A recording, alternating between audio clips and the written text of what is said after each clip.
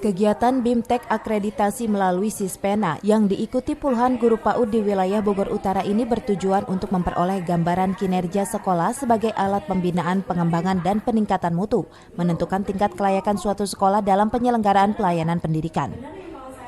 Asesor atau penguji Badan Akreditasi Nasional Pendidikan Anak Usia Dini dan Pendidikan Nonformal Provinsi Jawa Barat, Winda Susilawati menyebutkan, hampir 30% lembaga pendidikan anak usia dini atau PAUD di wilayah Kabupaten Bogor tidak terakreditasi karena terkendala dengan pengajuan berkas yang belum memenuhi syarat seperti minimnya fasilitas sekolah dan tenaga guru. Penjaminan mutu lembaga PAUD yang ada di 7 kecamatan. Tadi ada berapa guru PAUD yang mengikuti itu? Ada sekitar 80 guru PAUD TK. Apa sih Bu maksud dan tujuan untuk kegiatan itu? Maksud dan tujuannya adalah untuk melakukan pembinaan atau pendampingan secara teknis, bimbingan teknis untuk itu tadi meningkatkan menjamin mutunya pendidikan lembaga.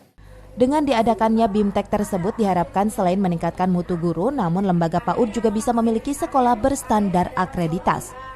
Dari Kemang, Kabupaten Bogor, Suhanda Abrizi melaporkan.